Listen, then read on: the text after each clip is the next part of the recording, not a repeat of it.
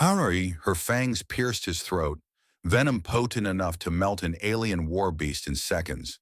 The alien girl froze. The human didn't fall. He just wiped the blood from his neck and smiled.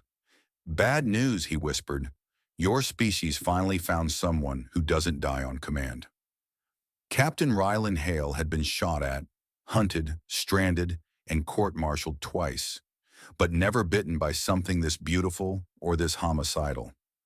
As the sting faded from his neck, he stared at the alien woman clinging to him like a golden furious panther. Her eyes, sun-hot, slit-pupiled, were wide with a kind of fear he didn't expect from someone who had just tried to kill him. "What are you?" she breathed, stepping back as if he were radioactive. Rylan shrugged. "Apparently, inconvenient." She didn't appreciate humor. Her claws extended in a sharp metallic whisper, and he felt the air between them shift. Charged, hostile, unsure. She circled him like she wasn't certain whether to attack again or flee. The idea that she, a towering, predatory Orelikai huntress, might be scared of him was almost funny. Almost. Rylan raised his hand slowly.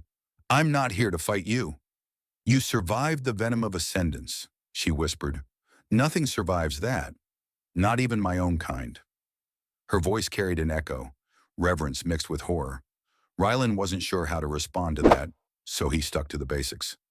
"Name's Rylan Hale, human, recon unit." A beat. "You?" She squared her shoulders.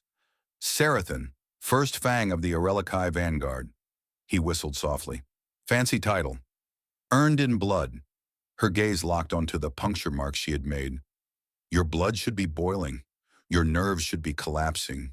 You should be dying." "Should is doing a lot of work in that sentence," he said above them. The sky cracked open with a low thunder, purple lightning crawling across the horizon. Vashtara 7 storms never politely approached.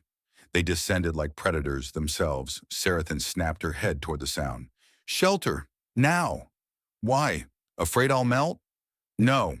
She grabbed his arm, her grip vice strong, trembling with confusion. "I want to know why you didn't." She dragged him toward a jagged rock formation that looked suspiciously like a ruin. Rylan stumbled only a little, mostly because his legs were still processing the fact they were supposed to work inside the stone archway. Strange symbols glowed beneath his boots, only when he stepped on them. Sarathan recoiled. "Impossible." "Story of my life," he muttered. But deep down behind the sarcasm, Rylan felt something heavier. Maybe the bite didn't reveal a miracle. Maybe it exposed a secret he was never meant to uncover. The ruin's entrance swallowed them in dim blue light, the stone humming beneath Rylan's boots as if recognizing him. Sarathan didn't step inside immediately. She hovered at the threshold, like a creature caught between instinct and disbelief. "Move!" she commanded, though her voice lacked its earlier confidence. "Something follows the storms." Rylan didn't argue. The wind outside carried a low vibration, like metal grinding or bones being chewed. Not exactly the kind of sound a man ignored.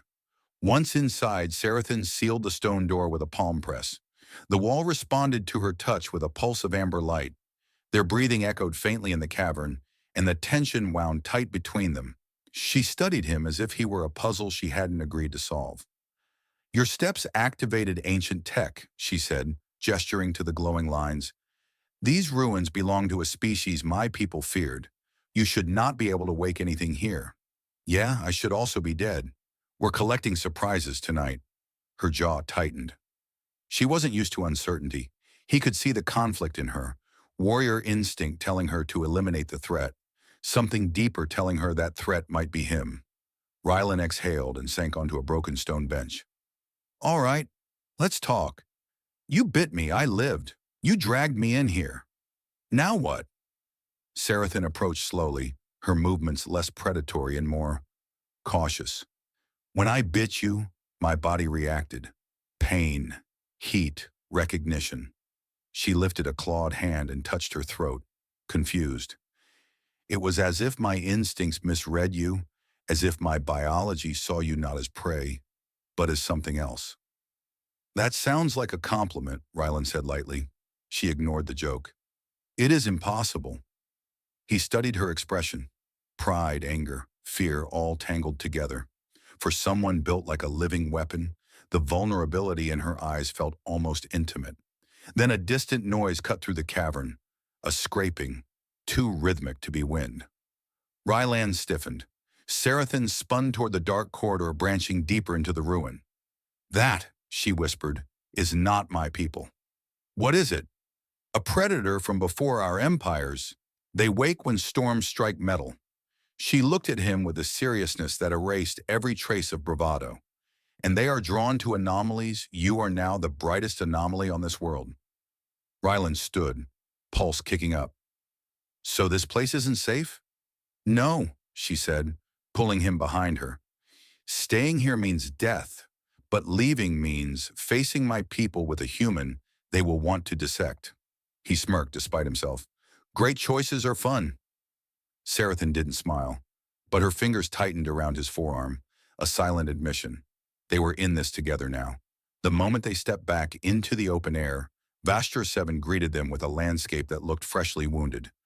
Cracked ground steaming from the storm, purple sparks flickering across the sky like dying fireflies. Rylan shielded his eyes, but Sarathan didn't flinch. Her senses were sharper, wired for threats he couldn't see. Stay close, she said. He noted she didn't say, don't run. Progress. They moved fast across the uneven terrain, but Sarathan kept glancing over her shoulder. Not at him, but because of him, he was still the problem she couldn't categorize. Her tension radiated like heat. After a while, scattered structures appeared ahead. Towers shaped like rib cages, glowing with soft blue veins. The architecture was unmistakably alien, elegant and predatory at once. That's your home? Rylan asked. It is a border outpost, she replied. Not home, but safer than ruins, filled with things that want to eat you. You say that like your people don't. Her glare said she heard him. Her quick exhale said she wasn't offended. As they approached, 2 armored Orelikai guards stepped forward. Their armor shimmered like liquid metal, and their yellow eyes widened when they saw Rylan 1 hiss sharply. You brought a human into the cresting grounds? During ascendance? The other guard's stare locked onto the bite marks on Rylan's neck and his intact, alive body. Their expressions shifted instantly, a mixture of horror and disbelief. Sarathan straightened, shoulders squared. He is under my protection. The guards exchanged a horrified look. One whispered, You claimed him? Rylan blinked. Hold on. Claimed. Sarathan cleared her throat, avoiding his eyes. It is a cultural formality. Sounds like more than paperwork. It is, one guard said with an edge of disgust. A claim binds your fates. Your venom marked him. His survival marks you. Oh, great, Rylan muttered. We're officially matching jewelry now. Sarathan shot him a look between exasperation and reluctant amusement. Silence, human. But something in her voice trembled. Something the guards noticed. The older guard stepped forward, studying Rylan's throat. First Fang, this is forbidden. You know the elders will demand his removal. Sarathan didn't move. They can demand, I decide. Rylan felt the air tighten. These weren't friendly soldiers. They were a thin line between him and a very painful death. Yet Sarathan stepped ahead of him, claws extending subtly. It was the first moment he realized she wasn't protecting him because of instinct. She was protecting him because she wanted to, and that scared her more than venom, storms, or ancient monsters ever could. The outpost's central hall was carved from obsidian-like stone, lit by hanging crystals that glowed like captured lightning. Rylan felt dozens of alien eyes on him, some curious, many hostile, a few calculating. Every rustle, every whisper sharpened the air. Sarathan walked beside him with the rigid posture of a warrior expecting a fight. The guards had escorted them inside but kept their distance, murmuring anxiously about consequences Rylan didn't yet understand. At the far end of the hall, an elder stepped forward, tall with markings on his skin that shimmered like old scars. His gaze pinned Rylan first, then Sarathan. First Fang, the elder said, voice deep as the cavern walls. Explain why a human stands in the ascendant grounds wearing the mark of your venom. Sarathan bowed her head but held his stare. He survived. The venom misread him. That is not an explanation, the elder snapped. That is an impossibility. Rylan lifted a hand. If it helps, I'm also confused. It does not, the elder replied without humor. He studied the bite marks again, his expression tightening. This cannot be allowed to spread among the vanguard. A human with resistance to our biology. This threatens balance. Tradition demands a trial. Rylan blinked. A trial for what? Not dying? Exactly. Sarathan stepped in front of him so sharply the guards flinched. You will not touch him. You broke protocol the moment you brought him here. The elder's voice carved through the room. If you claim him, you are responsible for proving he is worthy of survival. Rylan frowned. Define worthy. The elder gestured toward a circular arena at the hall's center, a pit surrounded by sharpened stone teeth. He will face a challenger. Sarathan's jaw clenched. This is unnecessary. This is law. Rylan scanned the arena, the jagged floor, the carved walls stained with old battles. Do I get a weapon? A helmet? Maybe a manual? The elder's expression didn't change. You get a chance. Before Rylan could answer, a challenger was already stepping into the pit. An Aurelikai male built like living armor, wearing ceremonial chains that clinked with every step. Sarathan's claws extended involuntarily. Zyrak, of all warriors, you choose him? He volunteered, the elder said, eagerly. Zyrak smiled with too many teeth. Rylan exhaled slowly. So, strong, angry, and motivated. Great. Sarathan grabbed his arm, gripped tight. You cannot win. He outclasses most of my rank. Then why does he look terrified of you? Rylan asked. Her eyes flicked to Zyrak. For the first time, Rylan noticed it. Zyrak wasn't looking at him with confidence. He was looking at Sarathan with resentment and fear. This isn't about me, Rylan realized. It's about you. Zyrak stepped forward, claws clicking against stone. No, he said with a low snarl. It's about both of you. And the arena lights ignited. The trial had begun. The arena floor felt colder than it looked. Smooth stone carved with spiraling grooves that shimmered faintly under the blue overhead lights. Rylan stepped into the pit, feeling far too aware of his heartbeat. Zyrak entered from the opposite side, rolling his shoulders like a predator, warming up before a feast above them. Aurelikai spectators filled the balconies, murmuring with a mixture of dread and anticipation. Rylan wasn't sure if they wanted him to survive or become a cautionary smear on their sacred floor. Sarathan paced the edge of the arena, jaw tight, wings flaring in agitation. Stay mobile, she whispered down to him. Zyrak relies on brute force. He expects you to break. Reassuring, Rylan muttered. The elder raised a staff, its tip crackling with energy. Begin. Zyrak lunged, faster than any human had a right to react to. But Rylan had learned long ago that thinking too much before moving was how people died. He sidestepped instinctively. Claws sliced past his ribs. Close enough to tear fabric, Rylan countered with a punch to Zyrak's jaw. It barely made the warrior blink. Cute, Zyrak growled. Rylan ducked under another strike, boots skidding on the polished stone. Every movement felt like dodging a falling tree. He wasn't stronger, not faster, but he had timing, and a lifetime of improvising.